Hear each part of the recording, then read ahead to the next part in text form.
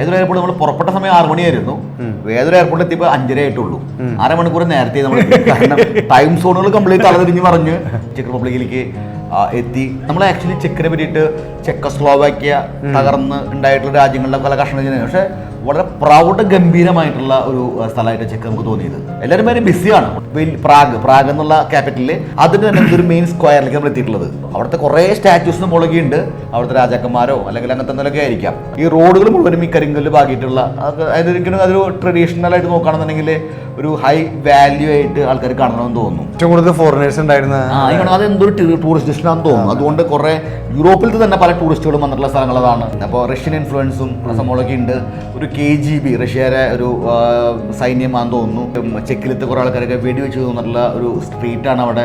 ആ സ്ട്രീറ്റിൽ നമ്മൾ നോക്കുമ്പം പറയുന്നുണ്ട്, ഈ ഒരാൾ വെടിവെച്ച് കൊന്നതിന് ശേഷം വിത്തിൻ 2 hours 3 hours 80,000 ആൾക്കാരോട് തടിച്ചു കൂടി എന്ന് പറഞ്ഞിരുന്നത്. അപ്പോൾ നമ്മൾ സമയം 80,000 എന്ന് പറഞ്ഞെങ്കിൽ വെറുതെ വിളിച്ച് 80,000 ആൾക്കാർ വരും. പക്ഷെ ആ രാജ്യത്ത് 80,000 ആൾക്കാർ എന്ന് പറഞ്ഞെങ്കിൽ ജനസംഖ്യയുടെ പകുതിയോളം ആൾക്കാരായിരിക്കും മിക്കവാറും. പിന്നെ എനിക്ക് തോന്നുന്നില്ല അവിടുത്തെ ഇമിഗ്രേഷൻ ഭയങ്കര സ്ട്രോങ് ആണ്. ഇല്ലീഗലായിട്ടുള്ള ആൾക്കാർ ആരും ഇല്ലാന്ന് എനിക്ക് തോന്നുന്നു. വളരെ ഹാപ്പിയാണ്. ഒരു ഈ പറഞ്ഞ പോലെ ഫുൾ ഫോറിനേഴ്സ്, അതായത് എനിക്ക് ഇന്ത്യക്കാരെന്ന് പറഞ്ഞാൽ ഇന്ത്യക്കാരും ഇല്ല, ഏഷ്യൻസും ഇല്ല. എനിക്കാണെങ്കിൽ ഓൾമോസ്റ്റ് ഒരു 100% ഇതാണ് നമ്മൾ വിട്ട അപർണ എന്ന് പറഞ്ഞ സ്റ്റുഡന്റ് മാത്രം അവിടെ. അതെ.